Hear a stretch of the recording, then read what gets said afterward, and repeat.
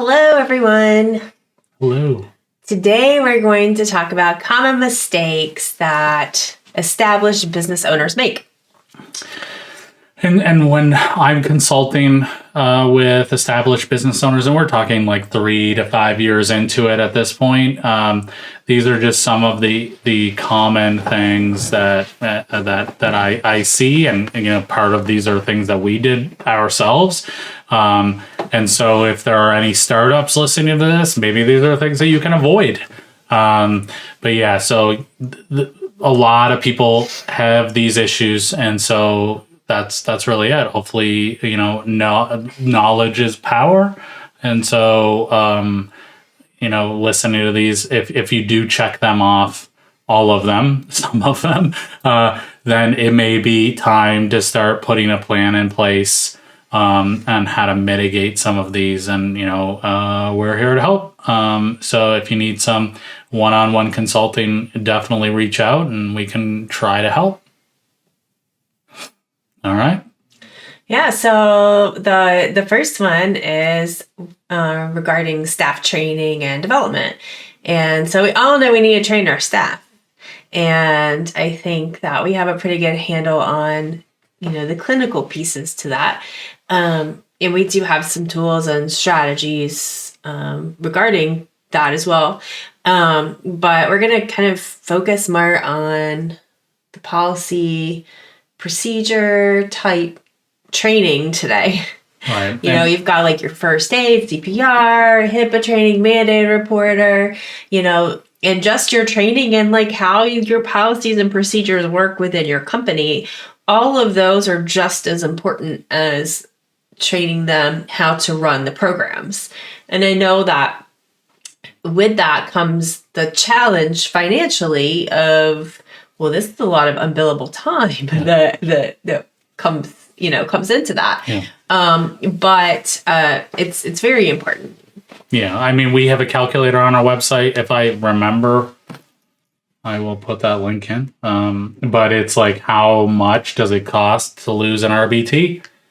And on average, it's around $6,000-$7,000 every time you lose an RBT to get a new one in place. So this is missed billable hours, supervisors having to retrain staff or train staff, and admin time, setting up new accounts, all of this stuff, it impacts, and then just time that you're having to pay this person. So if we can emphasize and invest on growth and training right from the get-go, hopefully you can reduce your turnover and you're not having to spend as much money on hiring, right? Now, that being said, you have to pay your staff for training. What? Yeah. Are you sure? Yeah, absolutely. I heard that that's not true. Oh yeah, tell me more. I don't know. So if it is a required training, you are absolutely required to pay them.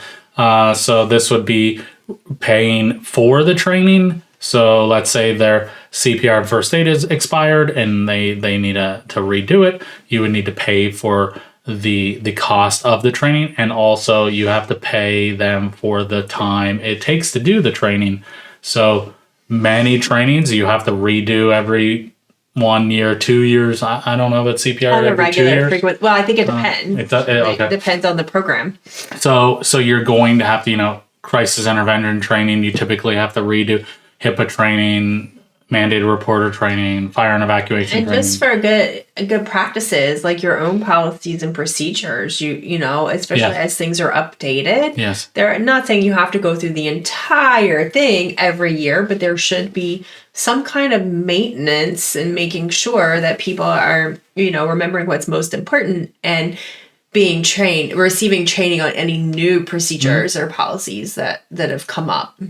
Yep. And so like if and again, when I'm talking to some business owners, whether they mean to do this or not, it is something that it can affect your staff's morale. And if they feel as though the training is either too burdensome, it's too time consuming. This is what they think management's perspective is.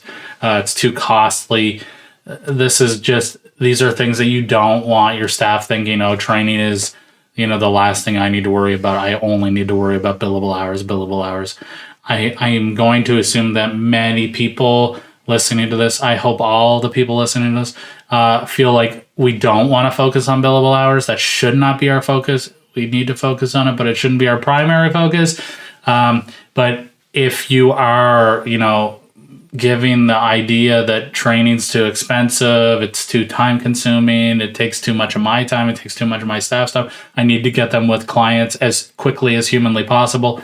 It's setting you up for maybe a situation that you don't intend to be in.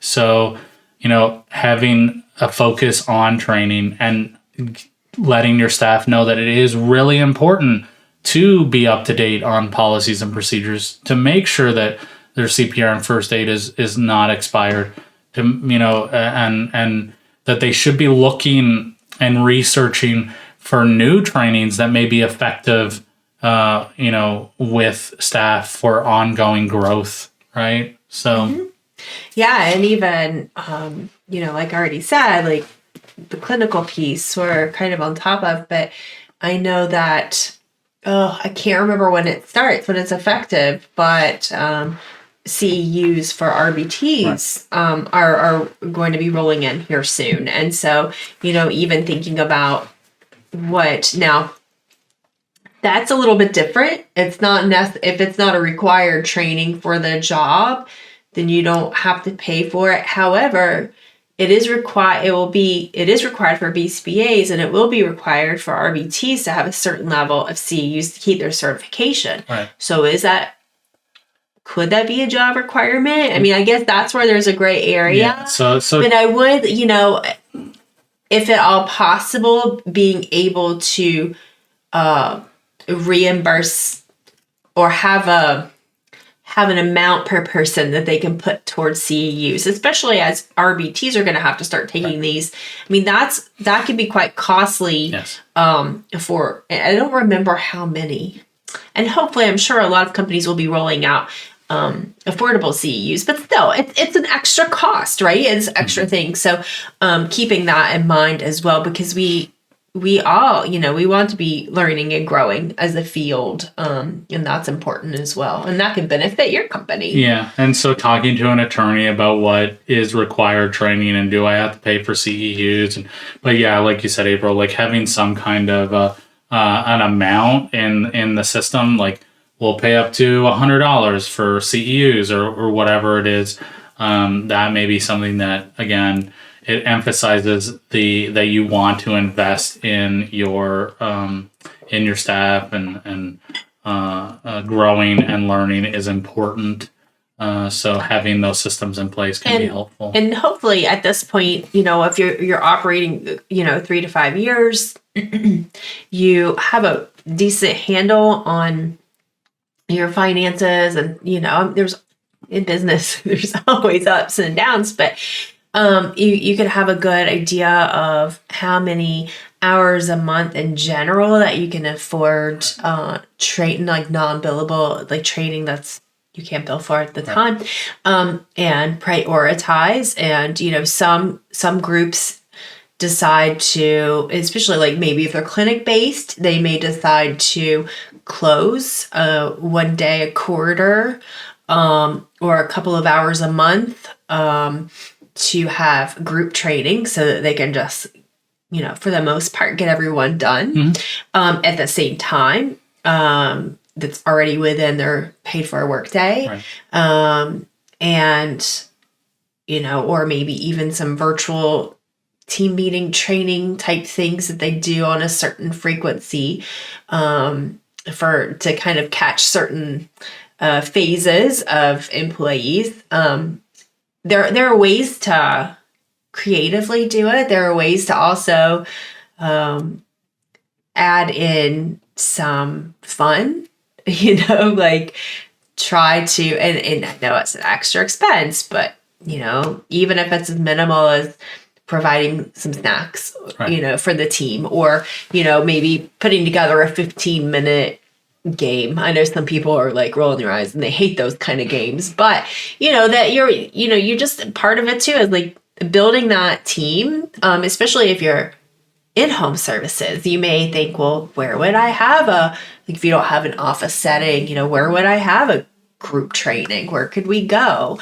That's an added expense if we have to like rent a room or something, right? So I get it. There's a lot involved, but this should also, and now I'm speaking to those new business owners or people thinking about becoming a business owner, these are just all expenses and things that you need to think about when you're starting, because this is part of it. You have to support your staff. You have to offer training, and you want to do a good job at it because you want to be able to provide quality services. Right. And then there are some people that are like, I've done paying for RPT training, for example, on new hires. And I totally get that. And, you can obviously set it up so that you require that they're certified before hiring. But if you bring on a BT knowing that they are not an RBT, and it is required by your funders to be an RBT, you do have to pay for that. It is a requirement. Right. Like maybe you brought them on to be under a certain insurance that didn't require, and then you realize, oh, this isn't really working out. I'm going to need them to be an RBT. Yes. And then it's your responsibility to provide that and pay for it. So, it's just something to be aware of. And so I see some people will, say, okay, well, you have to get your RBT training before you can be hired. And that's fine. Just know that they can then just take that wherever they want. So, and in this environment where it's really hard to find employees, that's just something you gotta think about. Right. And one of my best practices anyways, and something that we did within our company was, even if they came to us as an RBT, whether they were just freshly received their RBT on their own or through another company, or whether they'd been an RBT for 10 years. We did the same for BCBAs as well. Right. But we still went through like a little quick assessment to kind of see where they are, to do those competency checks and to do like a quick knowledge and fluency check. And most of the time, we still needed to add in training there too, to make sure that they were up and running, because we wanted them to be at a certain level before they met the client. And your training may be different than other people's training. You may work with a different population with different needs, and so having that specialized training from your company can be very helpful. Managing a team is one of the key challenges in running an ABA practice, right? And how you onboard and guide your employees can make all the difference. That's why we created the Employee Handbook, tailored just for ABA practices. This isn't just a document, it's a roadmap to building a cohesive, informed, and motivated team. Oh, and did we mention you get free updates? Free updates. From dress code and confidentiality to handling client interactions, this handbook covers it all. And the best part, it's designed to be flexible as you need it. Imagine having all of your policies and procedures in one place, customized for your practice. No more confusion. No more, I wasn't sure about the policy moments. Exactly. It's about setting clear expectations and providing support to your staff. This handbook is a crucial step in fostering a professional and ethical workplace. Don't let policy misunderstandings get in the way of your practice's success. With our Employee Handbook, you're not just creating rules, you're building a culture. Head over to 3Pi Squared and grab a copy. Let's make your ABA practice the best place to work and grow. All right. So I guess that brings us on to the next thing regarding feedback. Feedback is crucial for continuous improvement and growth. Feedback can be very challenging, though, giving feedback and receiving feedback. And so this is kind of, we're talking about both ways of being able to give feedback to your staff and follow up, but then also request that feedback. Right. And even for clients, some BCBAs have a really hard time providing parents feedback.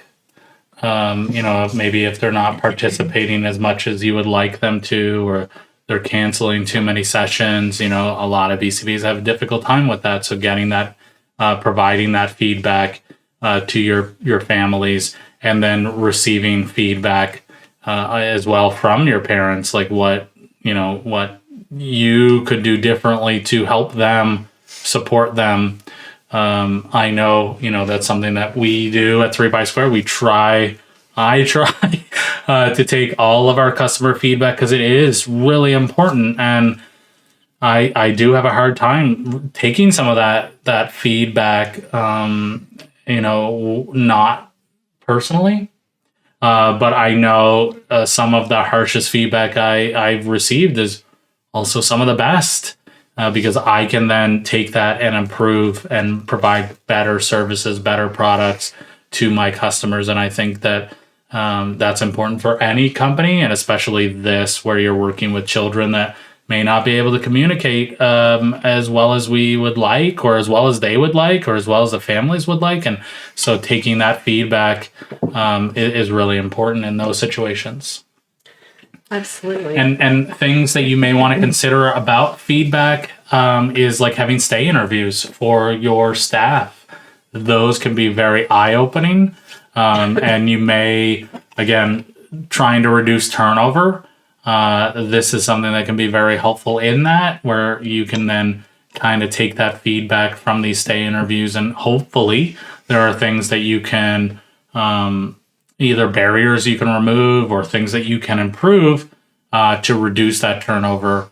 And again, getting some of that stay interview feedback may not feel good, but it is important to get so that you can improve and make things better. Absolutely. All right. All right. Are we moving on to the next point, or do we have more to say?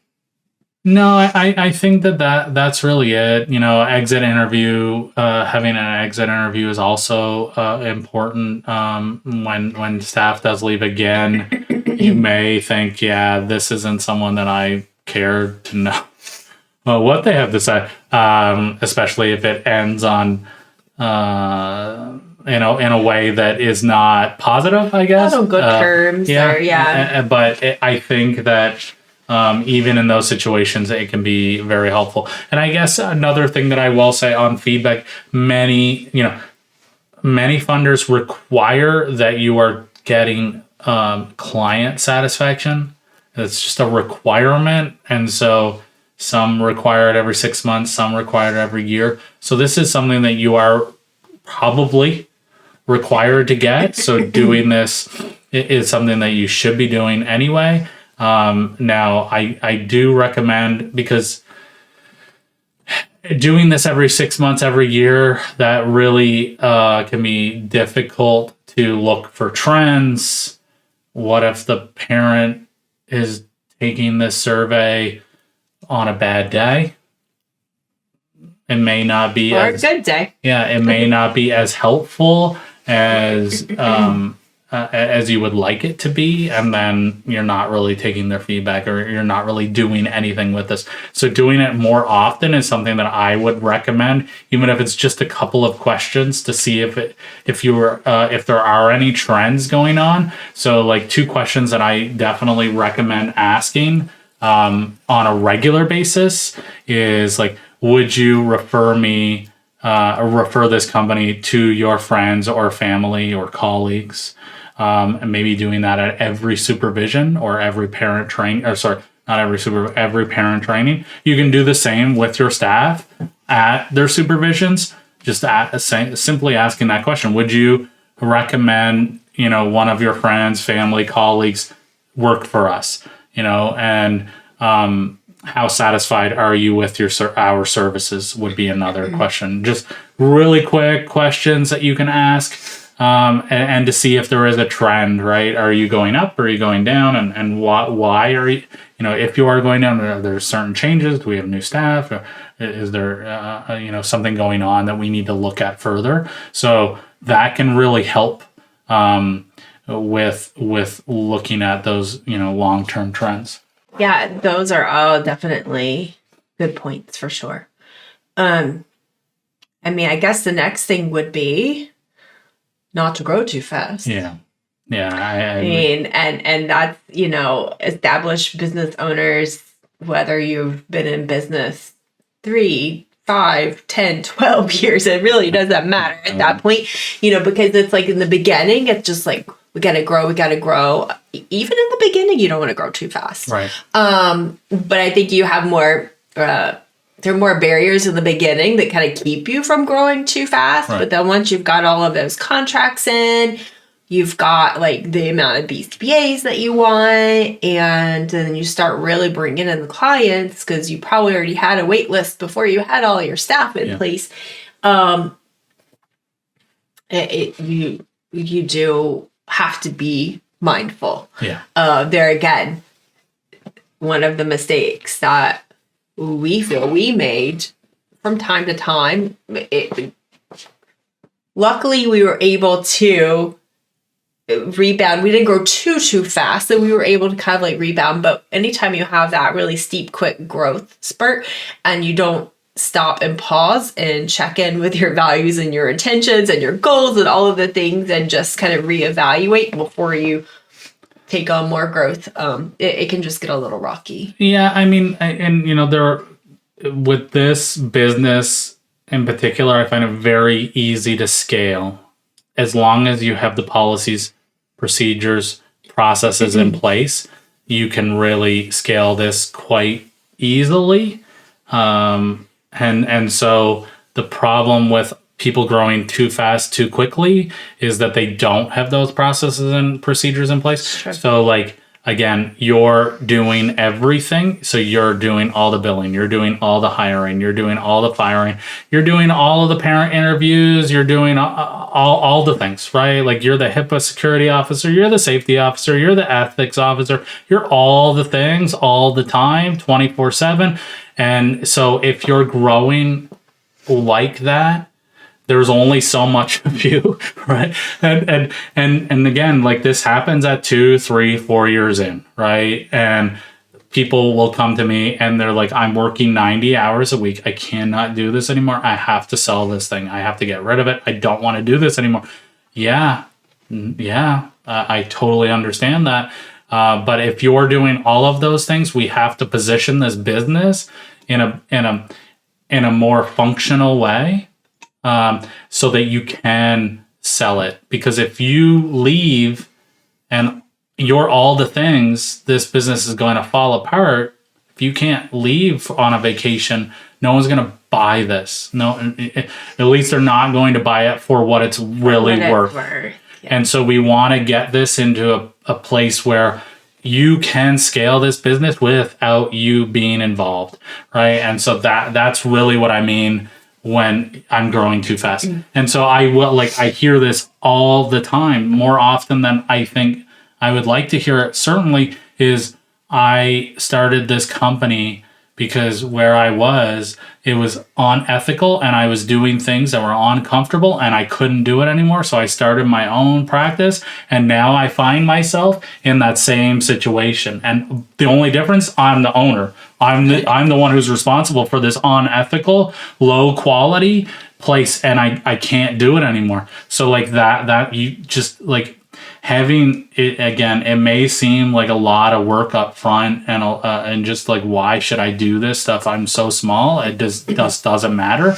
But as like, now we're going back to new business owners, right? Like having these things in place where you can scale this without being involved, most of it, at least most of it, right? Then you can grow this business in the right way.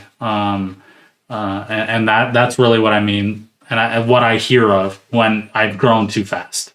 Because the other thing I hear often is like, Stephen, I've got a wait list of like 20 kids right now, right? And I want to help them all.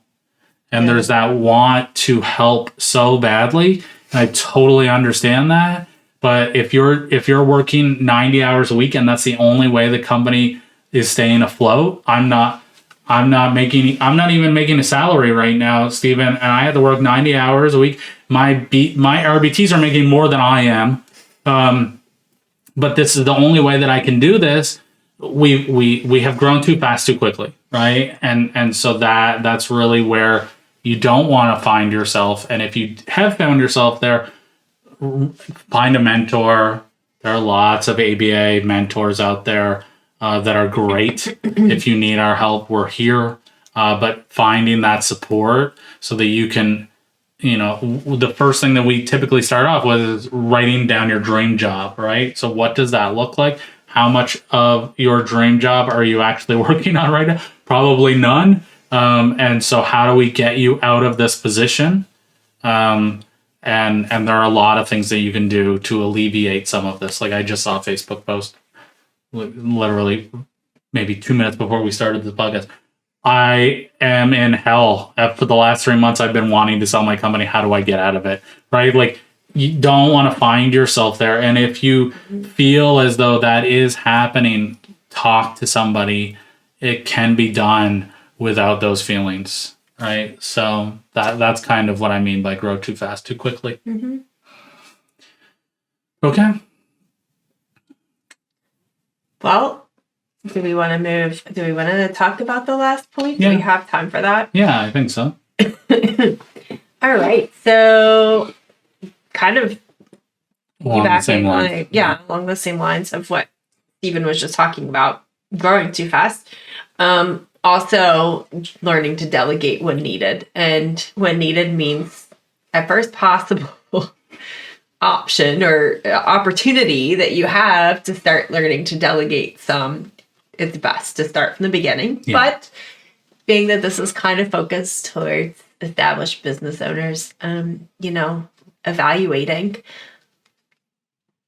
what you have on your plate right now and going ahead and, like Stephen said, looking at what your dream job is, looking at the tasks that you absolutely hate. And even if you can't delegate those yet, start working on the processes to get you to the point of delegating. Like, okay, so maybe this is one of those things that only I know how to do because the process is in my head. Okay, well, the first step is to get the process down onto paper so that it can be, someone else can be trained on it and there can be a process in place to follow. And you can, have someone shadow you. I highly recommend the shadowing thing. This was me. Like I control everything. I need to be involved in everything. That I'm just a control freak. I would think that most business owners, I think that's just a natural tendency to be the control freak, right? It is your baby. You've invested a lot of time in this. It's really important to you, I would assume. So you're letting things go is probably not something that you want to do unless you absolutely have to. And then, the feedback I get, and I've said the same thing to some, mentors that I've had is like, you're expecting me to write this stuff down. I don't have enough time to even think about writing these things down. How can I do that? Like, let alone then train somebody to do it the right way. It's too much. So having a shadow, like where they just follow you around for month, 2 months, and they're writing the stuff down so you don't have to, and then you're going over it with them, and then you're delegating some of this stuff. That can be a very effective strategy where it's not so dependent on you. Because again, if you're working 80 hours a week right now, adding another 10, 15 is probably not doable so that you can write all the stuff down that you can't give away to anybody else, right? So, yeah. Well, and then that's where I speak to those new business owners or people thinking about starting their own business. And I go back and talk to myself when I first started a business, like wish that someone would have told me, start writing it down from the very beginning. Yeah. Even if you know it's not how it's going to end up, at least you have a start, Yeah. and then you can just tailor it, and you can, update it and adjust it and edit it as you go. But at least you have something, even if at very minimum, you start off with just like an old school spiral notebook, and you just start jotting down Yep. things that you do as you do them. Yeah. And these are the things that need processes on. Okay. Text to speech is wonderful. Yeah. Get out Siri and just do text to speech. Yeah. Or speech to text, I mean, and just like, even if it's, 80% accurate, it's better than nothing. And that can be very helpful. And so you're literally talking it out as you do it. Oh, I click on this button, and then I open up this tab, and blah, blah, blah. Right. Yeah, like or that. like a voice recorder Yes, yep, app, yep, mhm, anything. yeah, anything. Just try to, just from the very beginning, just start documenting as much as possible, and in it, trying to do it all in one spot. Though, you don't want to you don't want to have like numerous you don't want to have like random Post-it notes and all scattered. You do want to try to have it all in one spot, but yeah, I mean it's a big job. Yeah. And I mean, I look at it like this, like, like let's look at TRICARE rates, because we can talk about TRICARE rates, but let's say it's $110 an hour that you make by doing protocol modification, parent training. So like hire an admin for $15, $20 an hour. And that means that they take on 5 hours of the tasks that you absolutely hate, and you do 1 hour of parent training, and you're equal, right? Like, you have not lost any money, and you're no longer doing things that you absolutely hate. So like that would be the way that I would look at this, right? It is that just you gotta let some of this go. And I know it's hard to let things go. I'm letting some stuff go as we speak right now on the marketing side, and it's quite painful. I'm not gonna lie, it's hard to let go, and it's hard to be okay that it may not be as perfect as I think I can do it, but you know what, that's okay. And so like, what matters is that you have some kind of balance in your life, right? And you can see your family, and you can do things that you want to do, and you're not stuck in this spiral of stress and burnout. absolutely. All right. All right, so I don't know. I don't know where to go from there. Yeah, I mean, that's really it. What's the positive word of encouragement? I mean, I know that this can be done, and because we do it all the time. We work with many practices, and they are creating amazing. And you are like, just because you're in this moment, you're pouring your heart into this, and I'm sure that you have an amazing practice. We just want to make it sustainable, right? We want to make it so that you can do this long term, and that when you're ready to sell, because eventually you're going to want to, that it's in a place where you can leave it confidently and know that your families and your staff are going to be okay. And that's really it. I mean, reach out, get a mentor. It can be very helpful. And I get that it's another expense. But it can really help you, it can help you remove some of that stress, that burnout. Just the fact that it's super lonely being at the top and you have no one to talk to, even that piece of it, a lot of our consults find very helpful. So, that's really it. Good luck. I know you can do it. And reach out if you need our help. Absolutely. You can find us on our 3 Pi Squared and book a free consult to get started if you're interested. Absolutely. Yeah. All right. Well, thank you for taking time out of your busy schedule to be with us today, and have a great one. Please like, subscribe, share. That's very helpful. Really, it is. And have a wonderful day. We'll see you next time.